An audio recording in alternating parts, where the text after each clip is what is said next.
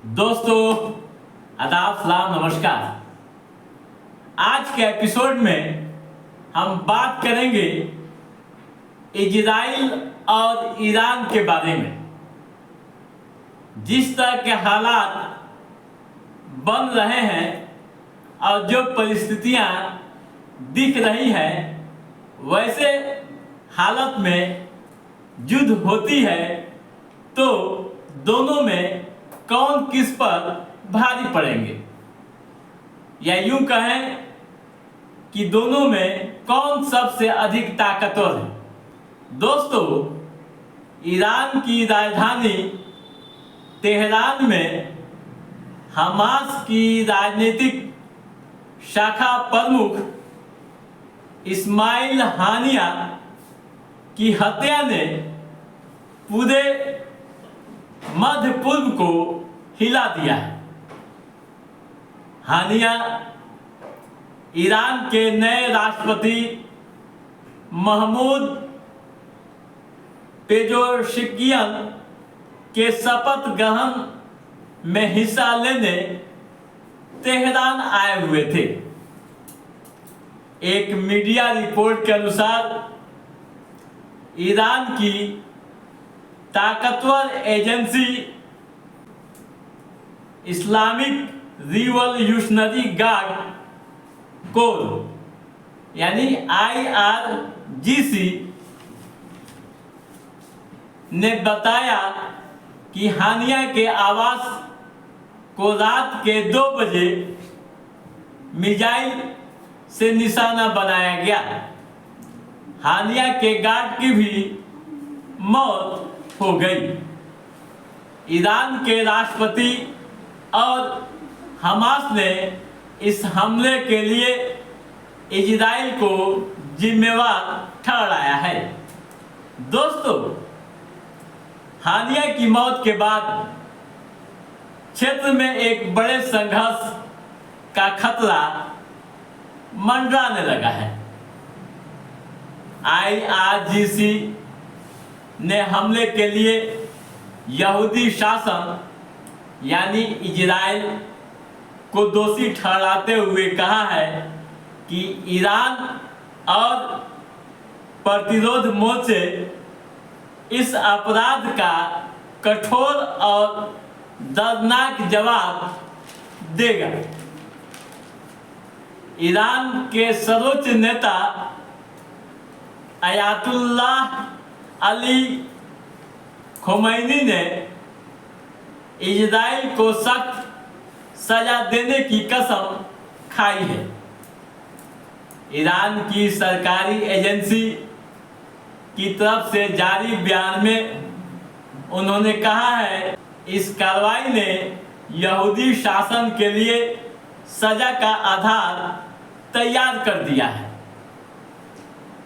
हानिया के खून का बदला लेना हमारा कर्तव्य है, क्योंकि वे इस्लामी गणतंत्र ईरान के क्षेत्र में शहीद हुए हैं।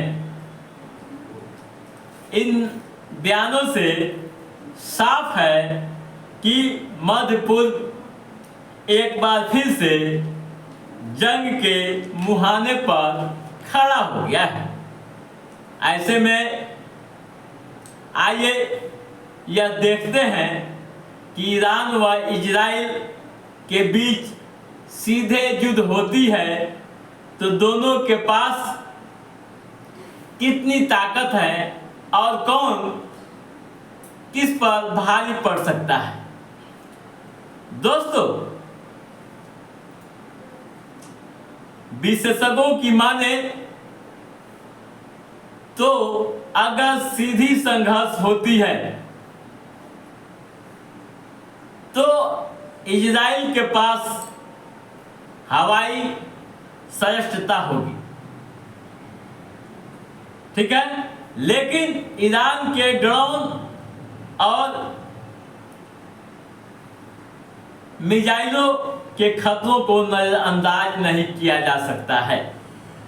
ईरान ने घरेलू हथियार कार्यक्रमों में भारी निवेश किया है। इसके चलते उसने यानी ईरान ने सस्ते और प्रभावी ड्रोन के साथ ही उन्नत बैलिस्टिक मिसाइलें भी विकसित की है। विशेषज्ञों का मानना है कि ईरान की मिसाइलें इजराइल के लिए गंभीर खतरा है। ठीक है दोस्तों, अब आइए दोनों की सैन्य शक्ति को देखते हैं। ग्लोबल फायर पावर इंडेक्स 2024 के अनुसार सैन्य शक्ति के मामले में इजराइल व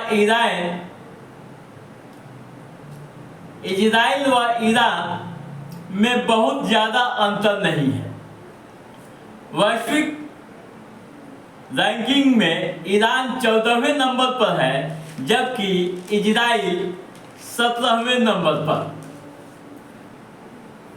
सैनिकों के मामले में ईरान इजराइल से बेहतर है। इजराइल के पास कुल 1,69,500 एक्टिव व 4,65,000 रिजर्व सैनिक हैं, जबकि ईरान के पास 6,10,000 एक्टिव व 3,50,000 रिजर्व सेना है। टैंक और तोपों के मामले में भी ईरान बेहतर स्थिति में है। ठीक है दोस्तों, अब आइए इजराइल की एयर सुप्रीमेसी की बात करते हैं। दोस्तों, इजराइल की एयर सुप्रीमेसी काफी मजबूत है। ग्लोबल फायर पावर इंडेक्स के अनुसार हवाई ताकत के मामले में इजराइल ईरान से काफी मजबूत है, आगे है। इजरायली सेना के पास 512 लड़ाकू विमान हैं। यह विमान सिर्फ संख्या के लिए नहीं, गुणवत्ता के लिए भी जाने जाते हैं और आगे है। इजराइल की वायुसेना मध्य पूर्व में सबसे ताकतवर वायुसेना में गिनती की जाती है। ईरानी भी जानते हैं कि इजरायली वायुसेना के सामने वे नहीं टिक सकते हैं, इसलिए ईरान ने मिसाइल व ड्रोन को विकसित करने पर फोकस किया है। ठीक है दोस्तों, इजराइल के पास परमाणु बम है। एक मीडिया रिपोर्ट के अनुसार इजराइल के पास 90 परमाणु बम है। इजराइल का एयर डिफेंस भी जो सिस्टम है एयर डिफेंस, वह भी काफी महत्वपूर्ण है। आपको बता दूं कि 13 अप्रैल को ईरानी हमले के दौरान 99% हवाई हमले को इजराइल की जमीन पर पहुंचने से पहले ही रोक दिया था। ठीक है दोस्तों, तो यूं कहूं कि सैनिकों के मामले में ईरान सबसे ज्यादा ताकतवर है, जबकि टेक्नोलॉजी की बात कीजिएगा तो इजराइल आगे। ठीक है दोस्तों, तो दोस्तों आज के इस एपिसोड में बस इतना ही। हमारा ये एपिसोड कैसा लगा आप लाइक और कमेंट करके हमें जरूर बताइएगा। यदि आपने हमारे चैनल को सब्सक्राइब नहीं किया है तो सब्सक्राइब भी कीजिएगा, ताकि इस तरह की महत्वपूर्ण गतिविधियों संबंधित महत्वपूर्ण जानकारियों से संबंधित जो भी अप टू डेट है उसे हम समय समय पर आपके बीच पहुंचाते रहूं। तब तक आप अपने दोस्त को दीजिए इजाजत। नमस्कार।